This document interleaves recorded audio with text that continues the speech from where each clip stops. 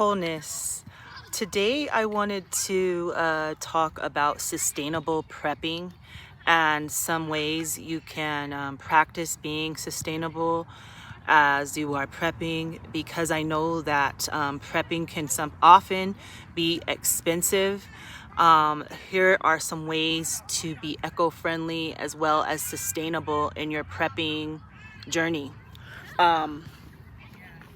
Also wanted to introduce my Shopify store, which is basically a prepping supply store, and it is called Gigisbugoutsupply.store, and I will include that in my description, and I hope you can stop by and look at some things.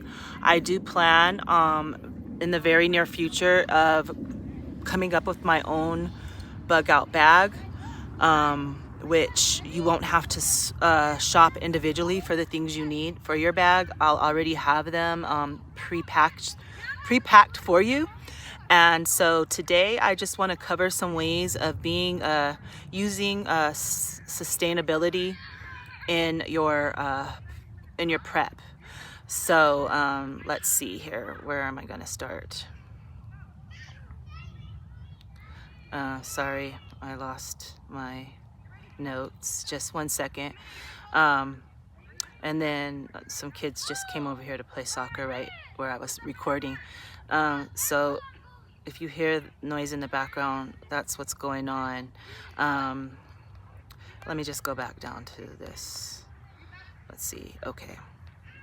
So when I go into like sustainability, we're trying to be friendly for the environment and for ourselves and actually save money, not depending on full consumerism.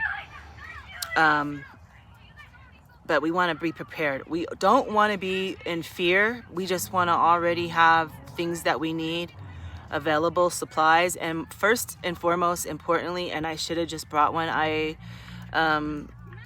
I suggest using mason jars for your packaging. I know they're hard to, if you had to leave and probably pack up in a backpack, but there are the small 4-ounce jars that you can put different supplies in. What I'm planning on doing is getting the herbs and like a basic first aid pack, so that you can have a lot of sustainable and different natural first aid supplies. So I'm going to be packaging them with the mason jars, and I'm going to try to keep them small and portable. Also, other alternatives is to use natural products such as toothpaste, deodorants, soaps, packaging in fabrics and cloths instead of plastics. I know that might not keep shelf life long, but if you want to keep a long shelf life, the mason jars are dependable for that. Also, even when you're packaging food and dry foods, bulk, and when you want to bring your bulk products or buy them, having your own mason jars are very beneficial for you. So let's see.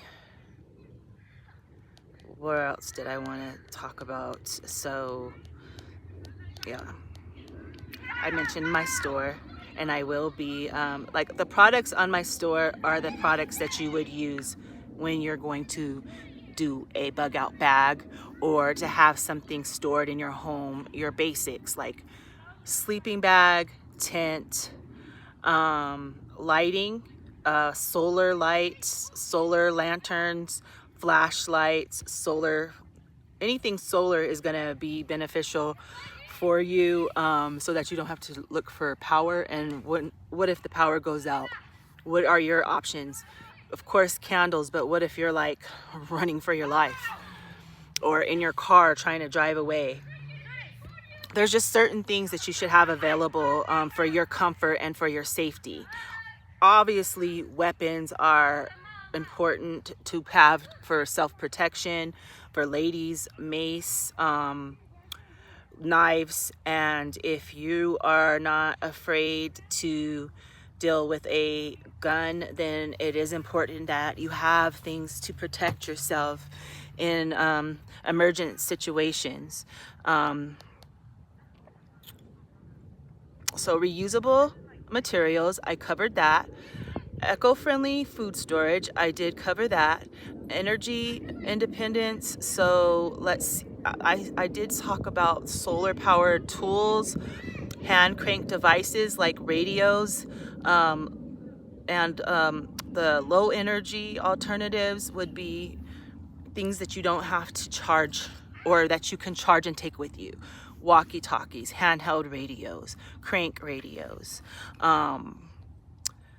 water filtration. So if you look on Gigi's Bugoutsupply.store, you will see I do have some water filtration systems, and these are for survival and emergency situations.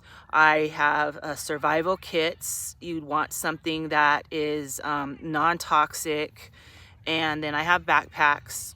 I don't have my storage containers or my cooking supplies on there yet, but that is very important, especially to me being a chef.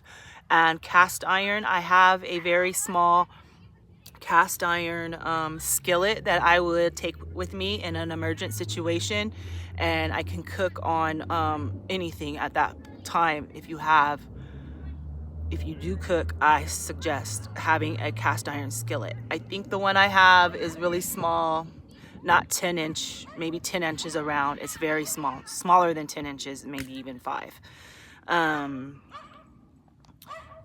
Let's see, any type of meal prep that you think is going to benefit you in an emergent situation, I would suggest the little 4-ounce mason jars. Prepare with like your nuts and granola, things like that, things that you could snack on, and that can fill you if you are in need in an emergency situation. Sustainable hygiene and cleaning supplies. It's very important to use natural remedies in these kind of situations. You can make your own Clorox wipes. If you're just using vinegar, baking soda, and essential oils are very good, eco-friendly, and natural remedies for cleaning. So bamboo toothbrushes, things that can be biodegradable if you were to drop them and lose them, eco-friendly soaps. And so I believe I covered a lot of first aid. Here are some ideas just to have, like if you want to have some essential oils to help in your first aid kit. Calendula, lavender, and aloe vera, and things that don't have synthetic chemicals are really good. Bandaging, and you would want to use cloths and things of that nature. And so we're not all just talking about prepping isn't always just in crisis.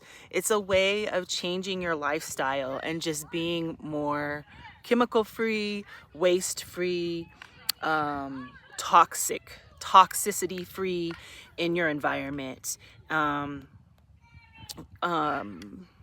If you're able to grow, if you have a backyard or somewhere you're able to start planting, this is a great time to start. Herbs, I know that oregano oil is very good, antibiotic, natural, and having these herbs on hand and maybe growing in your kitchen are very helpful.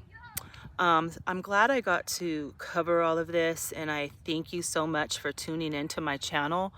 Also, please hit the subscribe button if you are not already subscribed, like and share, and I will be back with more valuable information and helping people on many different subjects of this journey in our life.